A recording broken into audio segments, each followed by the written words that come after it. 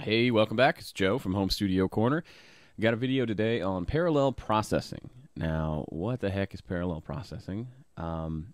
Basically, it's just like it sounds. It's when you process two identical things side by side. And what's the point? Sometimes you want to do an extreme process on something like a lot of compression, but you don't want it to sound like a lot of compression, or you want some of the benefits of that compression without it squashing your entire dynamics. And I'm going to show you an example of that. Okay, we've got a drum kit here.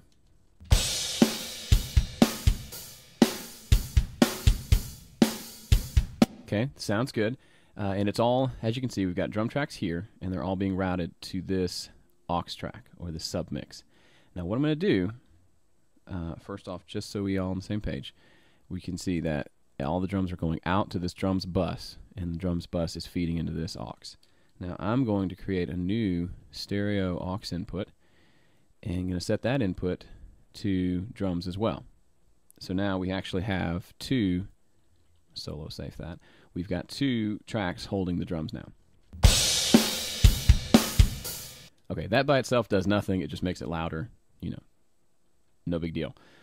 But where the interesting thing comes in is you can come over here and insert a compressor on this extra, on the extra bus here, or the extra aux channel. We'll just put on this standard digi compressor. And if we come back out of here and we just solo or mute the one aux and just listen to the second one, we can make do some pretty extreme compression on here. So let's listen.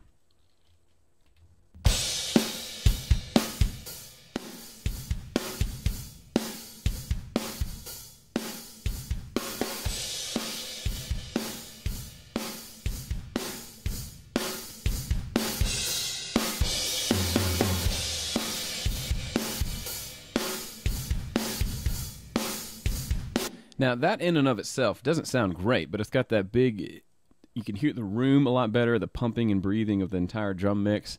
It's all pumps and breathes together.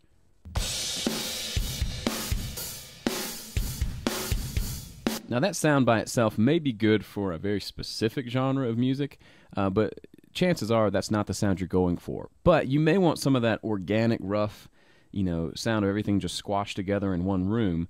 But you don't want that entirely, because as you can hear, the attack is cutting off. To get that much compression, you lose the dynamics. It's all kind of the same volume.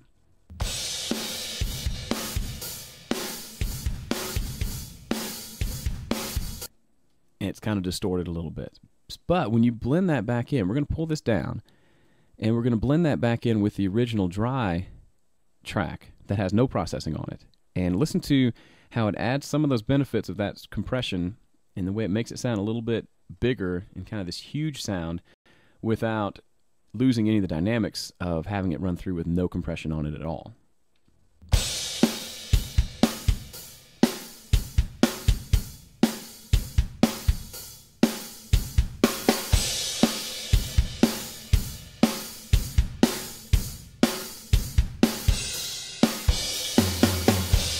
As you can hear, it does sound somewhat like I'm just bringing up the room mic. But let me show you the difference. I'll pull this down and just pull up the room mic, and we'll show you why it's not the same. Let's take a listen real quick.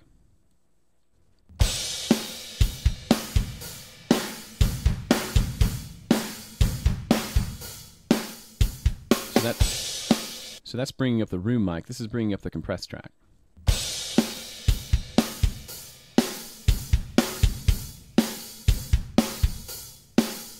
See how everything just got bigger? The kick drum got a lot more oomph to it.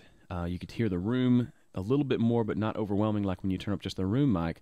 And you still don't lose all the dynamics of everything coming straight through this track with no compression at all. So all the peaks from like the snare drum still cut through, but then you get that nice compression on the back end of everything kind of sustained and squashed together. So you blend those together. It's a very cool effect. Let's take a listen again.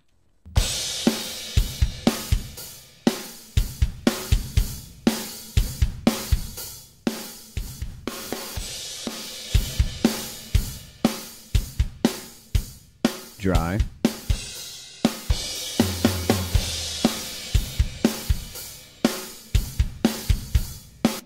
And it's kind of just it's a character thing. You just blend in just as much as makes sense for the song, and you can always kind of tailor that and you can take it out if it doesn't fit the song. But if you've got something recorded and you want to try to do some extreme things to it without squashing it or losing the character, try parallel compression. You can either route it to another bus, or you can just duplicate the track, the audio, if it's just a single track like bass or vocals, and then do completely different processes on each track and blend those together. See how that maybe helps and maybe get you to the place you're trying to get. So hopefully that wasn't terribly confusing. I'm going to probably do some more videos on this same thing, parallel processing with bass, vocals, guitars. There's a lot that you can do here. And since we're in the digital world, it's just a matter of creating a couple of tracks, routing a few things, and you're there.